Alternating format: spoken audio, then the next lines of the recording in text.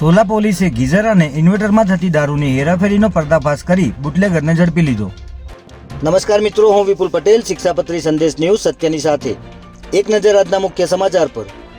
અમદાવાદ શહેરમાં છેલ્લા કેટલાક દિવસથી પોલીસનું નાઇટ પેટ્રોલિંગ અને ચેકિંગ ચાલી રહ્યું છે, ત્યારે નાઇટ ચેકિંગ દરમિયાન સોલા પોલીસે ગીઝર અને ઇન્વર્ટરમાં થતી દારૂની હેરાફેરીનો પર્દાફાશ કર્યો છે।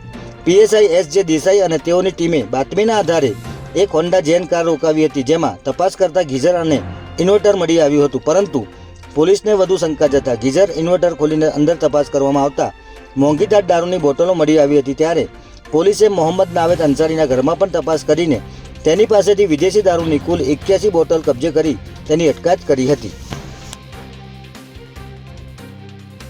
અમદાવાદના જોધપુર ગામના ફ્લેટમાં યુવતી સાથે થયેલા દુષ્કર્મ કેસમાં મોટો ખુલાસાઓ સામે આવ્યા છે, જેમાં આરોપી ધર્મસિંહ 4 દિવસ અગાઉ જ આ સિક્યુરિટી કંપનીમાં નોકરી પર લાગ્યો હતો, પરંતુ તેને કોઈ ખાસ ટ્રેનિંગ આપવામાં આવી ન હતી અને આરોપી સિક્યુરિટી ગાર્ડ જે કંપનીમાં કામ કરતો હતો તે કંપનીનું લાયસન્સ પણ 4 મહિના પહેલા એક્સપાયર થઈ ગયું હતું, તેમજ કંપની તરફથી લાયસન્સ રિન્યૂ કરવા માટે કોઈ પ્રોસેસ પણ કરવામાં આવી ન હતી।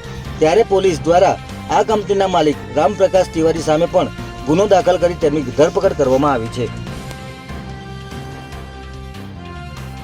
વડોદરાના સયાજીગંજ પોલીસ સ્ટેશનની સામે જ રિક્ષામાં બેસીને દારૂ પીનાર યુવકોને પોલીસે ઝડપી લઈ કાયદાનો પાઠ ભણાવ્યો હતો। સયાજીગંજ પોલીસ સ્ટેશનની સામે જ રિક્ષામાં બેસીને 2 યુવકો દારૂની મહેફિલ માણતા હોવાનો વિડીયો સોશિયલ મીડિયામાં વાયરલ થયો હતો, તેમજ એક શખ્સ નાના બાળકને સિગારેટ પીવડાવતો પણ નજરે પડ્યો હતો। ત્યારે આ વિડીયો સામે આવતા પોલીસે તાત્કાલિક કાર્યવાહી કરીને મોહિત ભોસલે અને સલમાન દિવાનની ધરપકડ કરી કાન પકડાવીને માફી પણ મંગાવી હતી।